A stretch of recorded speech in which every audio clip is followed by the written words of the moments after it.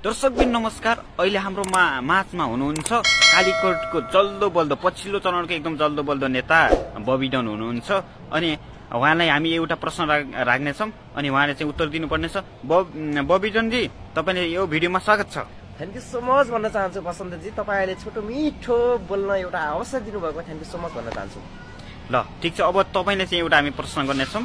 अहिले चाहिँ तपाई कालीकोटको नेभिसनबाट सदस्य पनि हुनुहुन्छ हो, अनि त्यसको लागि अब चाहिँ पछिल्लो चरणमा कालीकोटमा धेरै नेताहरू चाहिँ बढ्दो चाहिँ एकदमै बढिरहेछ भनौँ न हैन। अनि त्यसको लागि हामी चाहिँ कुन तरिकाले विकासको शून्य गतिमा गइरहेछ कालीकोट एकदमै, अब कुन तरिकाले चाहिँ अब हामी विकास गर्न सक्छौँ त्यसको बारेमा सोच्छु। हामी पछिल्लो चरणमा हामी कसरी कालीकोटलाई विकसित गर्छौँ र कसरी एउटा विकासको एउटा नमुना कसरी बनाउँछु भन्ने तपाईले क्वेसन गर्नुभयो हैन। यो विशेष गरेर यो आवाज तपाईले मलाई सुनाउनु भन्दा पनि मैले यो आवाज यही तपाईको मिडिया मार्फत म कालीकोटका हरेक युवाहरू प्रत्येक जनताको माझमा म स्पष्ट प्रष्टै पार्न चाहन्छु कि तपाईको घर दैलोमा जब चुनाव हुँदै गर्दाखेरिमा जब नेताहरू तपाईलाई जुन झुटो आश्वासन दिएर तपाईको घर दैलोमा आउँदै गर्दा तपाईले जति नेतालाई आशा र विश्वास मानेर तपाईले अगाडि बढाउनु भएको थियो, अब तपाईले चुनावमा लड्दै गर्दा चुनाव हुँदै गर्दा मात्रै हैन नेताको पछि लागेर हैन एउटा तीन पानीमा दारू हैन दारू एउटा रक्सी भातमा हैन त्यसरी जसरी बिग्नु भएको थियो हैन त्यसरी अबको चरणमा चाहिँ त्यसरी नबिग्नु होला भन्ने एउटा आग्रह पनि गर्न चाहन्छु। अब जसरी तपाईले एउटा सदनमा जसरी पुगाउनु भएको छ, अब तपाईले उहाँलाई घचघच्याउनु पर्यो के तलबाट हैन। तपाईले जुन नेता हैन यसरी चाहिँ हैन नेतालाई चाहिँ घचघच्याउनु पर्यो हैन।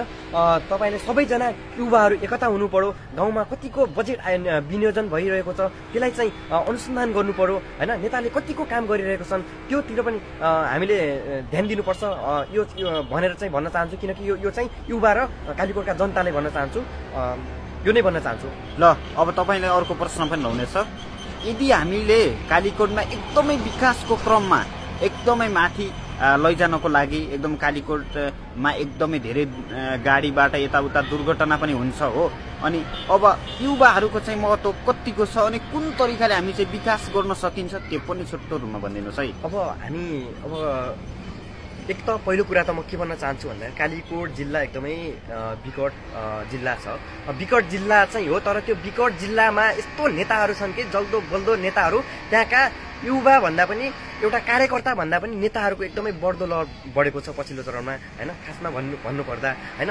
अब त्यसैले यो आवाज हैन, यो जति म नेता हुँ भनेर हैन एउटा कम्मर कसाउनु हुन्छ, उहाँले यो आवाज एकदमै सुन्नुपर्ने र यो मनन गर्नुपर्ने कुरा पनि हो हैन। त्यसको लागि चाहिँ हाम्रै कालीकोट जिल्लामा एउटा महेन्द्र बहादुर साई अहिले प्रतिनिधि सभा सदस्यबाट विजय भएर अहिले सांसद हुनुहुन्छ। उहाँ पनि एउटा एकपटक कर्णाली प्रदेशको एउटा मुख्यमन्त्री भइसक्नु भएको, मुख्यमन्त्रीको कार्यकाल खाइसक्नु भएको र अहिले सांसद पनि हुनुहुन्छ। यो कुराले चाहिँ महेन्द्र बहादुर साईले पनि हैन एकदमै मनन गर्नुपर्ने विषय पनि छ हैन। अर्को कुरा के भन्न चाहन्छु भन्दाखेरिमा कालीकोटलाई कसरी अगाडि बढाउने, विकास कसरी गर्ने भन्दै गर्दा कालीकोटमा सबैभन्दा पनि पहिलो कुरा युवाहरूको एकता हुनुपर्छ। जबसम्म युवाहरूको एकता हुन्न तबसम्म कहिल्यै पनि देश अगाडि बढ्न सक्दैन। युवाहरू एकता भयो भने चाहिँ हामीले पार्टी भन्दा पनि हैन माथिकोलाई हेर्न सक्छौँ र हेर्नुपर्छ भन्न चाहन्छु। आफ्नो भन्दा पनि राम्रोलाई हेर्न सकिन्छ, किनकि युवाको एकता भयो भनेपछि त्यसरी पनि हामी राजनीतिलाई चाहिँ अगाडि बढाउन सकिँदैन। त्यसैले हाम्रो सबैभन्दा पनि युवाको एकता हुनुपर्छ, जोस जागर हुनुपर्छ र नेताहरूलाई पनि म के भन्न चाहन्छु भन्दाखेरि युवाहरूलाई चाहिँ खेल मैदानमा हरेक क्षेत्रमा चाहिँ प्रोत्साहन दिनुपर्छ, हौसला दिनुपर्छ। त्यसरी हामीले अगाडि बढ्दा हाम्रो देश नै हैन एकदमै छुट्टै किसिमले हैन परिवर्तनको एकदमै माहौल बन्छ भन्न चाहन्छु। ओके, तपाईलाई धेरै धेरै धन्यवाद। अनि त्यस क्रममा अनि तपाईँ चाहिँ एकदमै कालीकोटको जल्दो बल्दो नेता पनि हुनुहुन्छ, अनि त्यस कारणले अबको विकास चाहिँ कालीकोटमा एकदमै राम्रो गर्नुहुन्छ भन्ने आशा र भरोसाको एकदमै मूल आधार नै तपाईँ नै हो। त्यसको लागि हाम्रो 2-4 शब्द यहीँ टङ्ग्याउन चाहन्छु। हस्त धन्यवाद।